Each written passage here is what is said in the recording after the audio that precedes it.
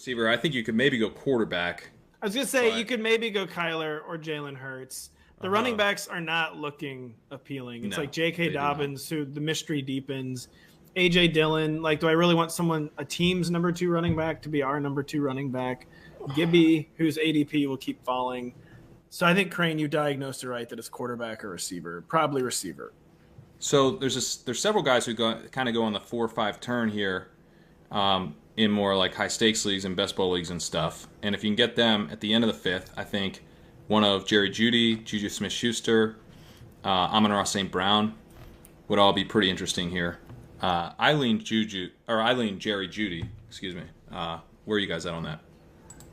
JuJu is where my ears really perked up, and kind of Amon-Ra, where I've been having a crisis of confidence with Amon-Ra lately. Like what this guy did in like a really adverse situation. So we're kind of writing off Amon-Ra St. Brown in some ways because he was the only target. So of course he got all these targets, and of course he got all those receptions. But it's also like not typical for a 4th round rookie to make themselves the only target, and be the guy that like steps into that void. And maybe he's just a really, really, really good player. And we're kind of like underselling how special it is what he did down the stretch last year in really bad circumstances. But I think JuJu Smith-Schuster seems to be clearly the number 1 wide receiver, maybe even the number 1 target over Travis Kelce, depending on how Travis Kelce ages this year, for still what I would say the best quarterback on the planet in Patrick Mahomes. And I've been taking a lot of JuJu, and I would feel good about JuJu here in the 5th round. This one is tough right here. Probably the toughest one yet. I didn't know you was a Jeudy guy, Kerrane. As am I. JuJu has warmed up. We've all warmed up to JuJu as the offseason is progressing. And we should for what Pat just said. He's gonna be that dude that he gonna get it going in the slot there. It's when you look at it on paper, he looks like the clear option at the receiver spot. He's certainly the most proven. Who else you say? Amon-Ra St. Brown. Yeah, man, it's tough. So let me say you guys a little bit on Jeudy, because I think with the JuJu stuff, I know it's a more exciting quarterback in Patrick Mahomes, but still pretty good quarterback and Russell Wilson. Let me sideline you there, where I'll go down narrative street, where it just seems like people are like they're acting like Russell Wilson and Jerry Jeudy can't get on the same page, even after Tim Patrick was injured, Kerrane. So sorry to continue your spiel. Yeah, and the reports out of Chiefs training camp are that they expect JuJu will be the number 1 wide receiver.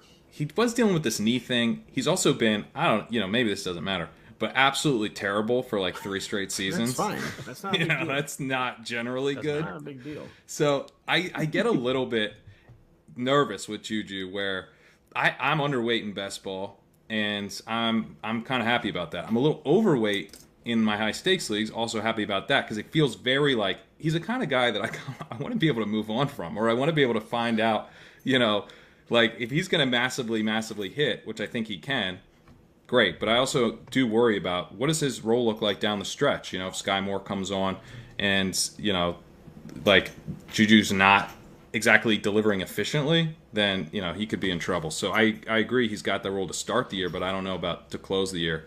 What interests me about Jeudy is that, again, similar dynamic where he's getting a massive quarterback upgrade, but he's also been in pretty bad situations his first 2 years. Yes. He was, in his first year, he had an 8 out of 14.6. He played 66% of his snaps out wide. That's not really what we expected from Jerry Jeudy. He was kind of this, pristine route runner who gets open with ease. Not necessarily a deep threat, but they needed him to be that because Cortland Sutton tore his ACL. So he is that, and he's not terrible. He wasn't great, but 1.66 yards per out run as a rookie, it's respectable. Then last year, he deals with an ankle injury the whole season. He still had 1.85 yards per out run, which is pretty good. So if we get a healthy season from Jeudy playing in position with Russell Wilson, I do think there's a lot of upside.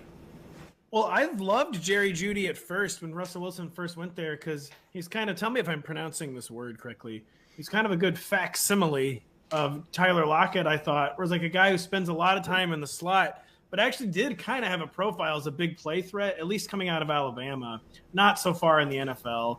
Injuries and quarterback play have surely had a part in that. But I did think he like profiled like somewhat interestingly as like a Tyler Lockett type. So it's been interesting to me that the reports have just been like very negative. I don't. It's weird. They're not even so much negative as they are mysterious. Remember Kerrane? We were hearing. But what's Sutton getting like a 35% target share? Like there's no he did, or he did early in his career. But I tell you what, it's pretty good. If We've Jerry also now had a facsimile and a fax machine reference on the same episode. I just wanted to note that. But carry on, Lawrence. If Jerry Jeudy this summer got caught on camera like out somewhere at a barbecue with Russell Wilson, that's who we would be drafting right now at wide receiver 15. They're like, oh man, they got that chemistry. They hanging out together. I don't think Russell Wilson be at them type of barbecues like that. But if they was and it was Jerry Jeudy, like if Jerry Jeudy brought Russell Wilson down to South Florida to kick it, and you know what I'm saying?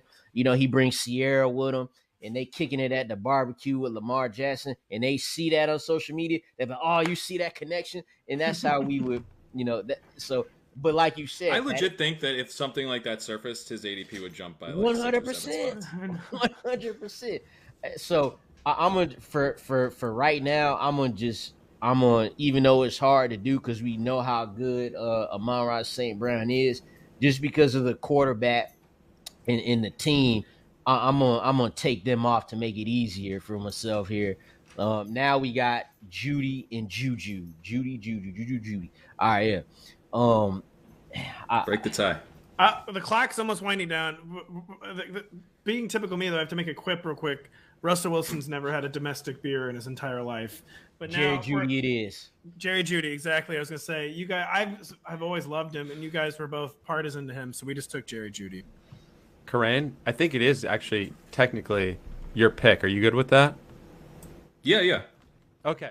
Hey, it's Matthew Berry from NBC Sports and Rotoworld.com. Just want to thank you so much for watching what you just watched, or at least being too lazy to click out of it after the autoplay just kept it going. So either way, thank you so much for just letting it scroll by your screen. And now I'd like to ask you respectfully, please subscribe to the NFL on NBC YouTube channel for the latest NFL news, fantasy headlines from Rotoworld, and betting analysis from NBC Sports Edge.